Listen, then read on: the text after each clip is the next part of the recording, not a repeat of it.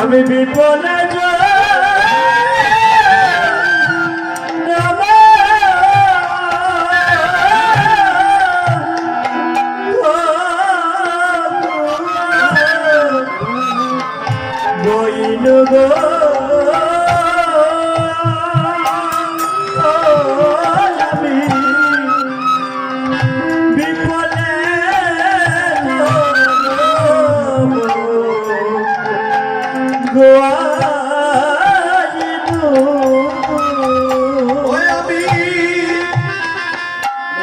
মনুষ্য জন্ম পায়া রাধা কৃষ্ণ না ভজিয়া মায়ামি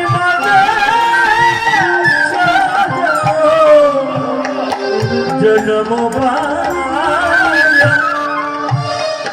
হরে রাধা কৃষ্ণ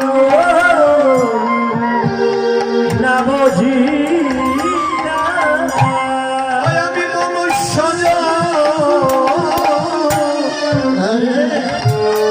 জন্ম পাইয়া এই রাধা কৃষ্ণ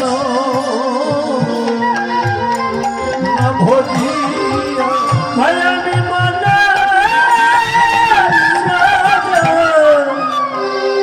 জন্ম পাইয়া রাধা কৃষ্ণ না বুঝিয়া আমি জানি আসো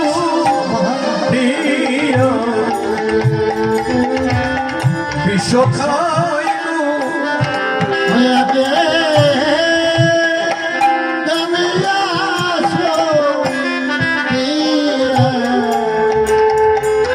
বিষ খাইব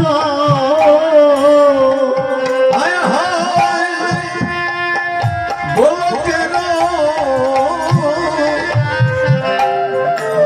প্রেম হরিনাম সংকীর্তন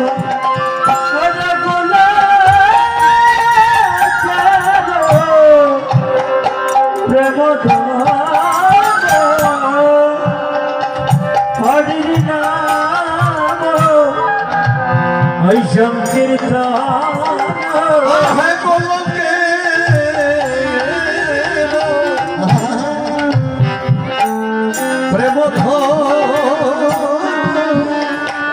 হরিনাম সংকীর্তন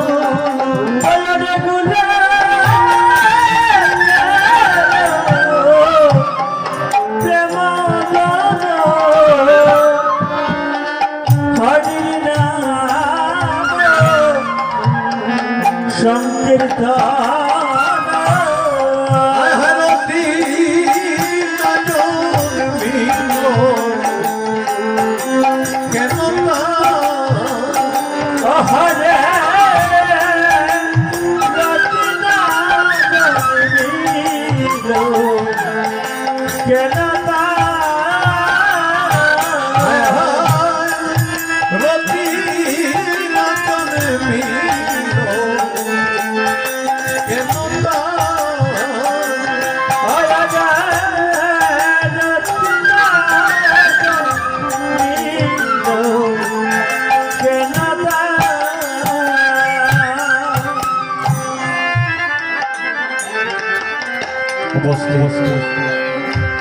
এই নবনিত্য নবদ্বীপের শুদ্ধ সন্ত ভক্তবৃন্দ,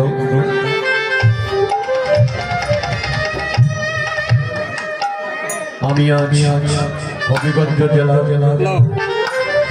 নবীগঞ্জ থানার অন্তর্গত রমজানপুর গ্রামে আমি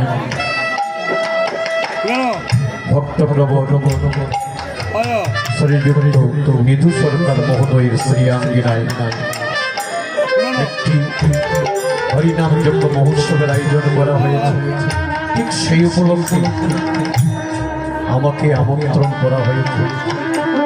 আমি আমন্ত্রিত হয়ে দ্রুত ছুটে চলে এসেছি। এই মুহূর্তে আপনাদের সম্মুখে দাঁড়িয়েছি। হয়তো আপনারা জানেন আমি একজন কীর্তনিয়া, তাই প্রথমে আমি যে কথাটি বলতে চাইব, যদিও আপনারা জানেন আমি কীর্তনিয়া, আমি আমার কথাটা জানি। আসলে আমি কোনো কীর্তনিয়া নই, বক্তা নই। কীর্তন করব দূরের কথা, আপনাদের মতো সাধুগুরু বৈষ্ণবের সম্মুখে দাঁড়িয়ে দুটি কথা বলার মতো যোগ্যতা আজও আমার হয়নি। তারপরও এসে দাঁড়াতে হয়েছে। আমি যখন আমন্ত্রিত হয়ে দীর্ঘ পথ অতিক্রম করে এসে আপনাদের সম্মুখে দাঁড়িয়েছি, এই মুহূর্তে ভক্তবৎসল ভগবান শ্রীহরির কিছু গুণগান করব, এই বাসনাটি নিয়েই দাঁড়িয়েছি। কিন্তু আমি যে কথাটি প্রথমে বলেছি, কীর্তন করব তো দূরের কথা, আপনাদের মতো সাধুগুরু বৈষ্ণবের সম্মুখে দাঁড়িয়ে আমি যে কথা বলবো, কথা বলার মতো ভাষাটি হারিয়ে ফেলেছি। ছোট ছোট আপনারা জানেন জগতে যারা কথা বলতে পারে না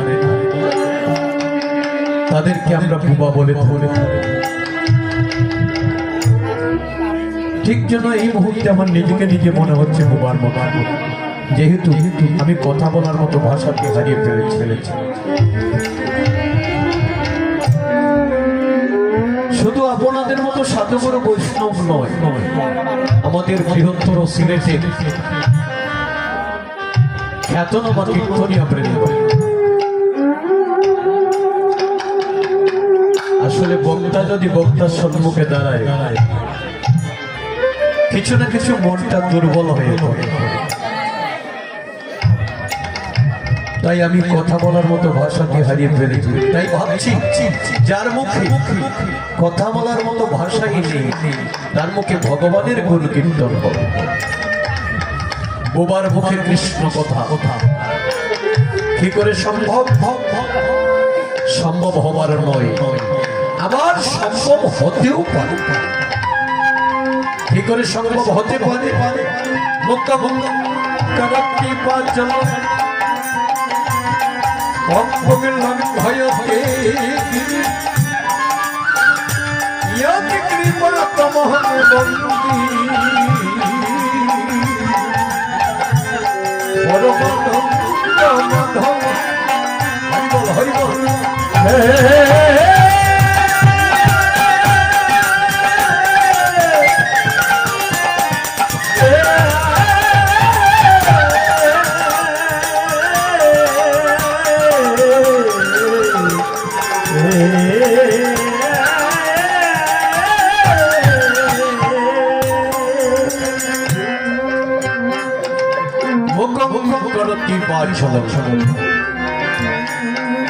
মুখ শব্দের অর্থে এখানে বুবাকে বোঝানো হয়েছে।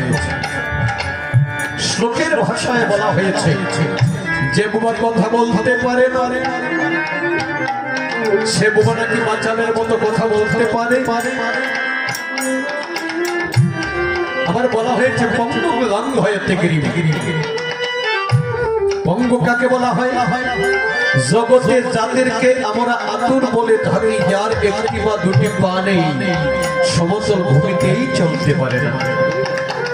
শ্লোকে বলা হলো যে পঙ্গু সমতল ভূমিতেই চলতে পারে না, সেই পঙ্গু নাকি পর্বতের উচ্চ শিখর পাড়ি দিতে পারে। হরিবল হরিবল। প্রশ্ন জাগার কথা, এসব কি করে সম্ভব হয়? কি করে যে সম্ভব হয় তার সিদ্ধান্তটি যে শ্লোকটি বলা হলো শ্লোকের মধ্যেই রয়েছে। শ্লোকের পেছনের দিকে বলা হয়েছে ইয়াত গিরিপাতমহং বন্দী পরমানন্দ মাধব ভব। অর্থাৎ যদি পরমানন্দ মাধবের কৃপা হয় এই জগতে কাহারও অসাধ্য বলতে কিছু থাকে না। বোবা চালের মতো কথা বলতে পারে এবং পঙ্গু একটা পর্বতের উঁচু শিখর পাড়ি দেওয়া সম্ভব হয়। যদি তাই হয়, একদিকে পরমানন্দ মাধবের কৃপা, অন্যদিকে আপনাদের মতো সাধুগুরু বৈষ্ণবের কাছ থেকে আমি একটি কথা জেনেছি, যারা বসে বসে ভগবানের কথা শ্রবণ করে, শ্রবণের ভক্তদের বলা হয় স্বরবর্ণ, আরেকজন বক্তা বা কীর্তনিয়াকে বলা হয় ব্যঞ্জন বর্ণ। অনেকেই বলবে শ্রোতাকে স্বরবর্ণ, বক্তাকে ব্যঞ্জন বর্ণ বলা হলো কেন? বলা হয়েছে এই জন্য, আপনারা জানেন একটি শিশু যে পর্যন্ত শিশুটির মুখে স্বরবর্ণের অক্ষরগুলি উচ্চারিত না হয় সে পর্যন্ত ব্যঞ্জন বর্ণের অক্ষরগুলি উচ্চারিত হতে পারে না। ঠিক তারই সঙ্গে তুলনা করে বলা হয়েছে শ্রোতার স্বরবর্ণ যেমন করে একটি শিশুর মুখে স্বরবর্ণ উচ্চারিত না হওয়া পর্যন্ত ব্যঞ্জন বর্ণ উচ্চারিত হতে পারে না, ঠিক তেমনি ভাবে আপনারা যারা শ্রোতা স্বরবর্ণ আছে সেই শ্রোতা স্বরবর্ণের দিক থেকে যদি চরণ ধুলির আশীর্বাদ না আসে আর আমার গুরু গোবিন্দের কৃপা না হয়, বক্তা বা কীর্তনিয়া যতই নিজেকে ভাবুক না কেন আমার মতো একজন কীর্তনিয়া নাই, আমার মতো বক্তা নাই, যতই নিজেকে বড় ভাবুক না কেন, একমাত্র আপনাদের মতো শ্রোতা স্বরবর্ণের চরণ ধুলির আশীর্বাদ আর গুরু গোবিন্দের যদি কৃপা না হয় তার মুখে কিছু উচ্চারিত হতে পারে না।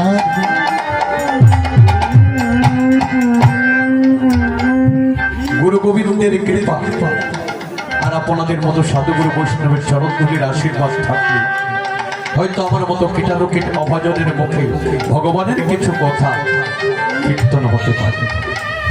যাই হোক ভগবানের কথা বলে উচ্চ কণ্ঠে কীর্তন করে আপনাদের সম্মুখে আমি আমার নিজের কৃতিত্ব প্রকাশ করব, এই জন্য দাঁড়িয়েছি না, এই জন্য নয়।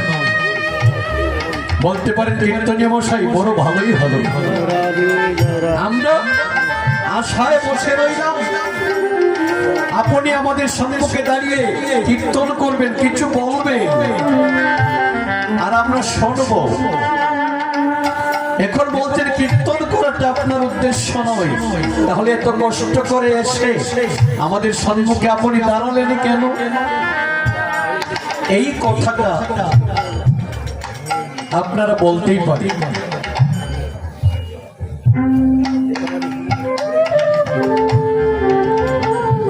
আমি যে দাঁড়িয়েছি এখানে আমার একটা বৃহৎ স্বার্থ রয়েছে।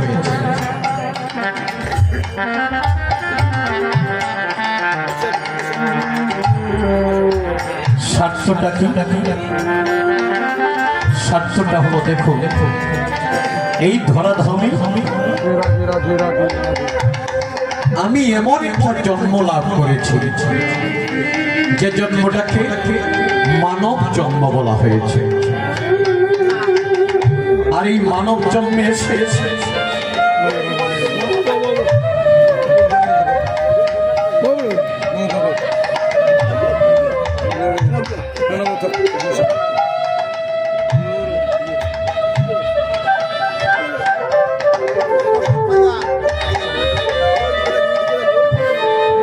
আপনাদের মতো সাধুগুরু বৈষ্ণবের কাছ থেকে আমি জেনেছি, শুনেছি ধরাধামে যারা মানব কুলে জন্মগ্রহণ করেছেন বা করবে প্রত্যেকেরই সমুচিত কর্তব্য সাধু সঙ্গ করতে হবে।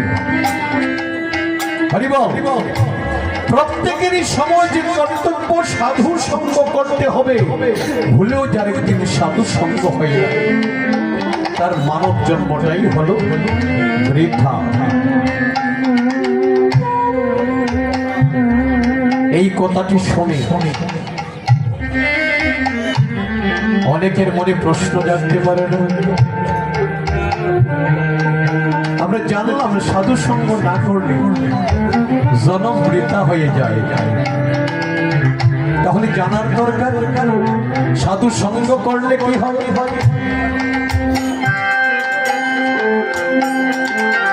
এই প্রশ্নটা একদিন দেবঋষি নারদের মনে দিয়েছিল। মর্ত্যধাম ভ্রমণ করতে গিয়ে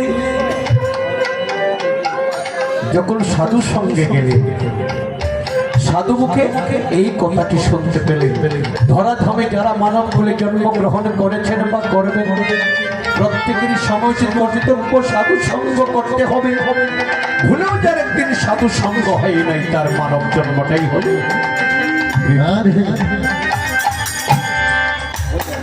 নারদের মনে প্রশ্ন জেগেছে, সাধু সঙ্গ না করলে যদি জনম বৃথা হয়ে যায়, সাধু সঙ্গ করলে কি হয়? আমি কার কাছে যাব, কার কাছে প্রশ্ন করব, আর কেই বা আমার প্রশ্নের অপনেতা হবে? ভেবেছে আমার এই প্রশ্নের মীমাংসা শুধুমাত্র দিতে পারে একজন। তিনি কে? যিনি ভগত বৎসল ভগবান শ্রী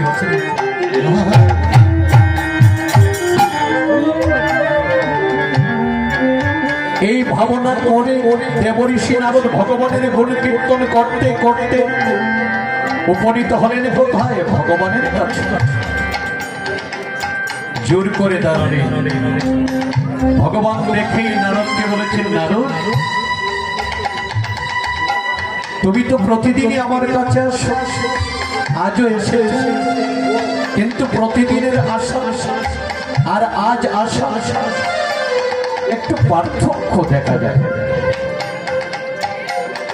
আজ তোমাকে দেখে আমার স্পষ্ট মনে হলো তোমার মনে কোনো প্রশ্ন আছে। নারদ মুনি বলেছেন, হে দয়া, তুমি তো অন্তর্যামী, অন্তরের কথা যদি তুমি না জানো এই জগতে কেই বা জানতে পারবে?